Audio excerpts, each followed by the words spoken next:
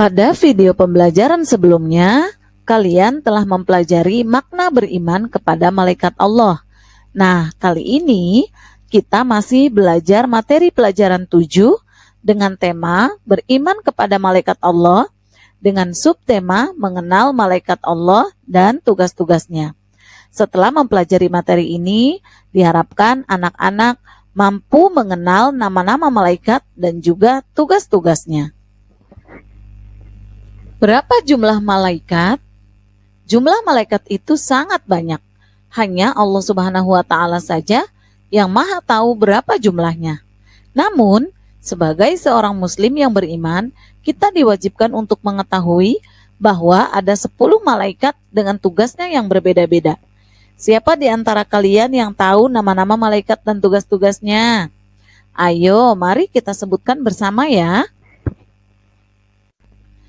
Malaikat yang pertama adalah malaikat Jibril. Malaikat Jibril disebut juga dengan Ruhul Qudus atau bisa juga disebut dengan Ruhul Amin. Malaikat Jibril mengemban tugas sebagai kepala seluruh malaikat.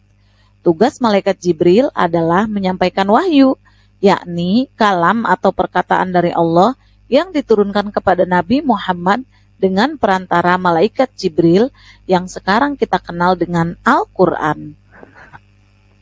Kedua, malaikat Mikail bertugas menyampaikan rizki dari Allah Subhanahu wa Ta'ala kepada seluruh makhluk yang ada di langit dan di bumi.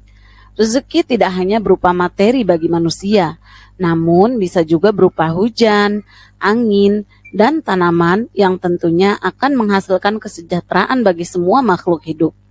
Semua kendali tersebut ada di tangan malaikat Mikail yang tentunya atas izin Allah Subhanahu wa Ta'ala. 3. Malaikat Israfil. Tugas malaikat Israfil yaitu meniupkan sangkakala pada hari kiamat nanti. Sangkakala sendiri adalah sejenis trompet, di mana saat Allah memerintahkan malaikat Israfil meniup sangkakala, maka tiupan tersebut menyebabkan guncangan yang sangat hebat, sehingga membuat semua makhluk hidup akan mati, dan sebagai tanda berakhirnya kehidupan di dunia.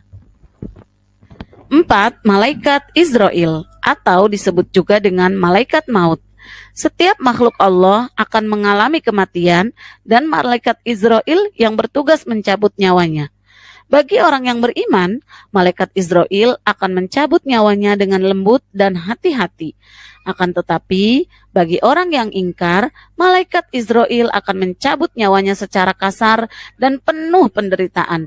Na'udzubillahi min dzalik. Kelima dan keenam, malaikat Munkar dan Nakir. Kedua malaikat ini bertugas menanyai manusia di alam kubur. Kewajiban kedua malaikat ini adalah menanyai perihal keimanan seseorang semasa hidupnya. Bagi orang yang beriman, kedua malaikat ini akan datang dengan wajah yang indah, sejuk, dan harum.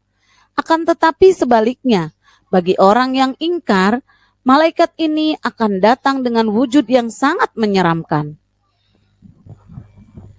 7. Malaikat Raqib.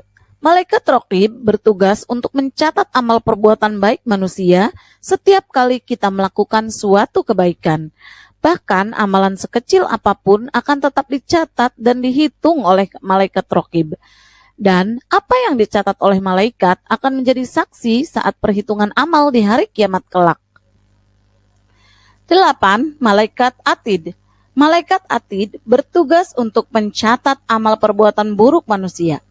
Setiap amal buruk manusia, baik yang dilakukan secara terang-terangan maupun secara tersembunyi, malaikat tidak pernah lalai untuk mencatatnya dan akan menjadi saksi saat perhitungan amal di hari kiamat kelak.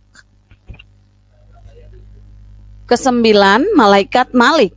Malaikat Malik bertugas menjaga pintu neraka. Neraka adalah tempat bagi orang-orang yang dalam hidupnya selalu berbuat buruk dan tidak beriman kepada Allah Subhanahu wa Ta'ala.